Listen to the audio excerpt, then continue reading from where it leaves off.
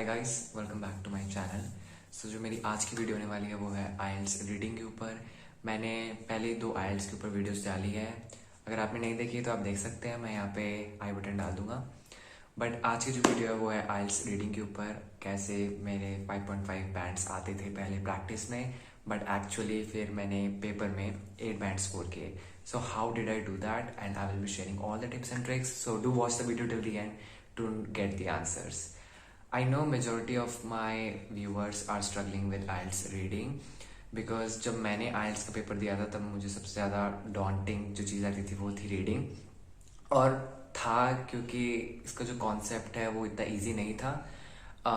और मैंने बहुत ज़्यादा प्रैक्टिस भी की थी, लेकिन मेरी प्रैक्टिस में उतने अच्छे स्कोर नहीं आते थे। हमेशा मेरे 20 and 22 इतने ही रहते थे, 5.5, एक आधा कभी 24 आके 6 बैंड आ जाते थे। प्लीज़ नोट दैट जो मैं आईएलटीएस की रीडिंग के जो वीडियो बना रहा हूँ वो एकेडमिक के लिए है, क्योंकि मैंने जनरल नहीं दिया, मैंने एकेडमिक दिया था। क्योंकि उनका जो रीडिंग का जो पैटर्न है वो अलग है, उनका स्कोरिंग सिस्टम भी अलग है। But I am talking about for the study, जो स्टडी के लिए जाना चाहते हैं कनाडा या फिर और other countries. So I will be sharing the tips, starting with explaining what is in IELTS academic reading. So basically there are 3 passages. All the passages contains 13 to 14 questions, and there are a total of 40 questions, and each correct answer gives you 1 point, and the kind of scoring system is out of 40. So मेरी जो पहली tip है वो है कि आपको अपने दिमाग से ये हटाना पड़ेगा कि IELTS reading is tough. Honestly speaking ऐसा कुछ नहीं होता, वो टफ नहीं है, वो भी एक सिंपल मॉड्यूल है एज इन राइटिंग और speaking and listening. It's just that कि वो हमारे दिमाग में है, और वो जब भी आप प्रैक्टिस करते हो तो आपके दिमाग में रहते हैं। एंड ऐसे मेरे साथ भी हुआ था, कुछ टेस्ट में मेरे अच्छे बैंड्स आते थे, कुछ में नहीं आते थे, क्योंकि मेरे अंदर एक प्रेशर बन रखा था हेड में कि हाँ आईएलटीएस रीडिंग टफ है। But in the actual paper I was very relaxed, and that is why I got the 8 bands. So पहली टिप यही है कि डू नॉट आपको अपने अंदर से ये थॉट या फिर ये बिलीफ हटाना पड़ेगा कि IELTS reading is tough.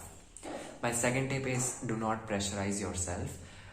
when you are doing 2 papers on a single day, it is undeniably true that कि आपका जो सेकंड पेपर होगा वो उतना अच्छा नहीं जाएगा as compare to the first.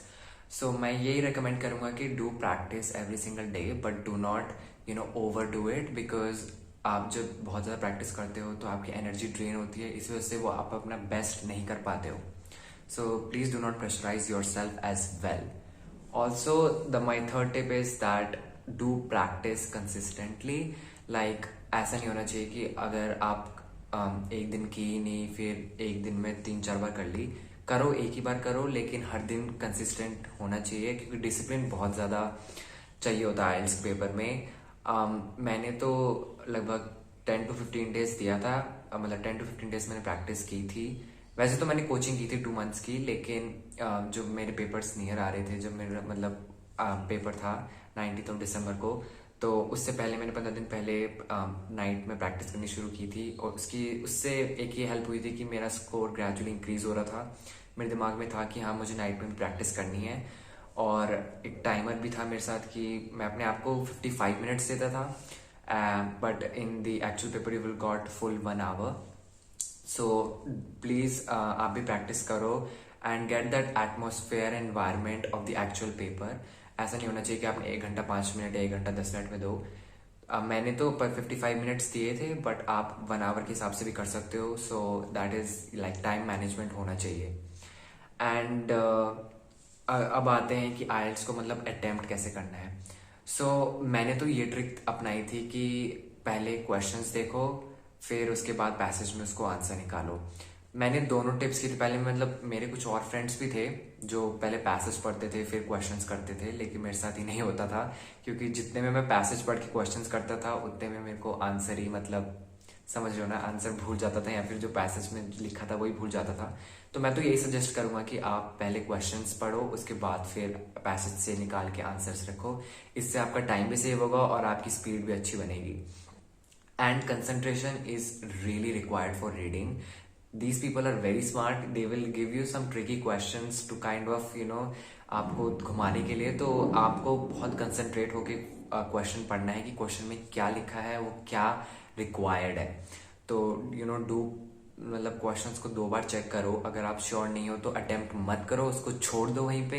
And this is my next step कि आपको स्किप करना आना चाहिए रीडिंग के। ऐसा नहीं होना चाहिए कि आपने एक क्वेश्चन पे 5 या 10 मिनट लगा दिए।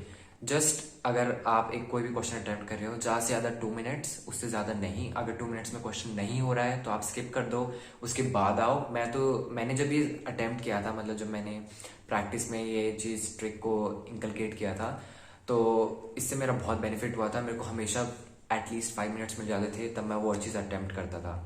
So yeah, like these are the kind of small tips which adds to your bands and will eventually give you the desired bands as well. और वही चीज़ आपको अपने पैसेजेस में भी इन्वॉल्व करनी है। जैसे अगर आपको 60 मिनट्स मिल रहे हैं तो यूजुअली लाइक पीपल ऐसे कहते हैं, मेरे में तो मतलब थोड़ा चेंज था कि फर्स्ट पैसेज सबसे इजी होता है, second moderate and third is kind of hard. But मुझे तो ऐसा लगा था कि शायद फर्स्ट ही मेरा बहुत हार्ड था और सेकंड और third is moderate. So it depends upon totally depends upon you कि आप कैसे चाहते हो। बट हाँ, 20-20-20 आपको डिवाइड करना है हर एक पैसेज के लिए। तो इससे आपके अंदर कंसिस्टेंसी रहेगी और टाइम मैनेजमेंट भी रहेगा। और हमेशा जब आप ये चीज़ टिप्स इन्वॉल्व करोगे तो आपको एक्स्ट्रा टाइम मिल जाएगा और आप अटेम्प्ट अच्छा कर पाओगे। तो हाँ, एक चीज़ और रह गई कि yes no not given and true false not given के questions. See in case of true false not given, देखो ट्रू फॉल्स मतलब ट्रू तो आपको आज पसंद, मतलब ट्रू तो आपको पता ही होगा कि कोई भी स्टेटमेंट दे रखी है और वही स्टेटमेंट को मतलब वो पूरी पैसेज से मतलब मैच कर रही है तो वो ट्रू होगा। But in the case of false and not given is that कि फॉल्स में जो भी स्टेटमेंट दे रखी है वो कॉन्ट्राडिक्ट कर रही है, मतलब उसी का अपोजिट दे रखा है, that is false. And in not given इसकी जो इन्फॉर्मेशन मतलब पैसेज में है ही नहीं। ठीक है, तो डू नॉट मतलब कंफ्यूज मत होना। मेरे साथ भी हुआ था कि मैं मतलब ज़्यादातर जैसे नॉट गिवन की जगह फॉल्स लिख दिया। ठीक है, तो कभी कभी होता है, बट आपको उसमें मतलब थोड़ा अटेंटिव रहने की बहुत ज़्यादा ज़रूरत है। So yeah these are my tips. I hope you enjoyed it. I know this video short but I think this will help you. So yeah, and if you really enjoyed it then please share with your friends as well.